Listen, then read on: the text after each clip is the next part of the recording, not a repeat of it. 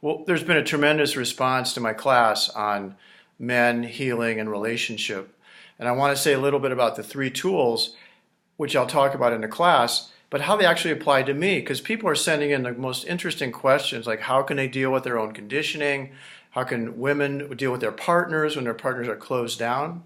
So I've been developing a program for men and for couples which involves three basic tools. Consciousness, how to use consciousness to heal.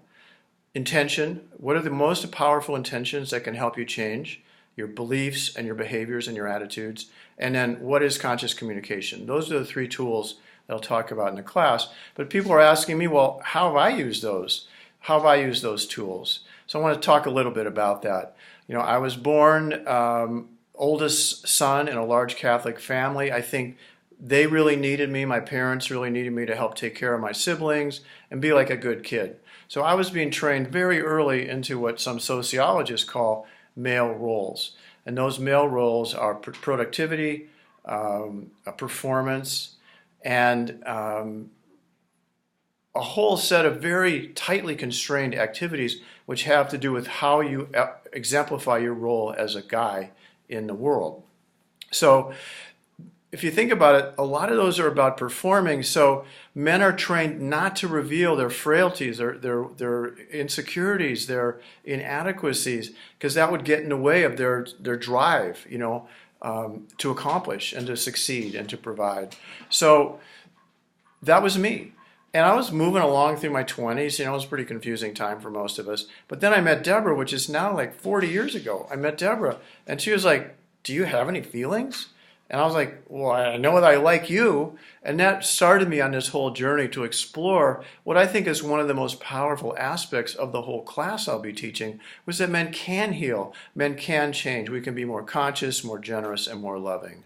So through me trying to use the tools that I just described and Deborah's support and the support of many men friends and workshops and really great teachers, I've been trying to open up these areas of invulnerability to vulnerability, of like isolation to interaction, independence to interdependence. And so in that process, I have felt a lot warmer, a lot more loving, a lot more connectable with Deborah and friends and family. But don't get me wrong. I mean, this conditioning goes deep, deep into the cells, deep, deep into the body.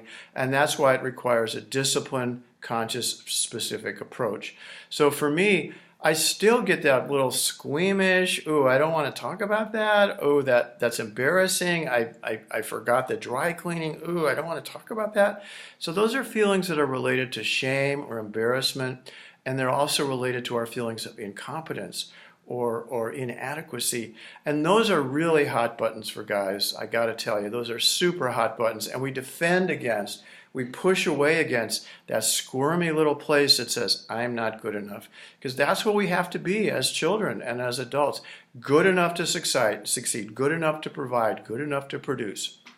So there's a conscious process. That's one tool, consciousness.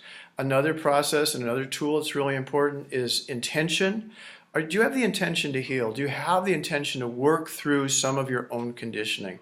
Do you have the intention to become more generous, more loving, and more communicative? So those are some powerful intentions.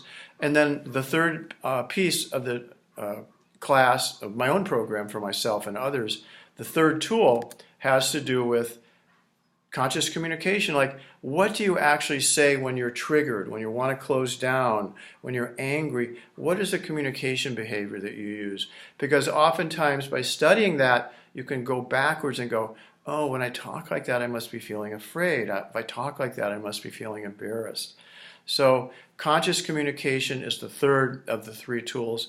And what I can say is, we are human. I am human. It's not a perfect and clear process.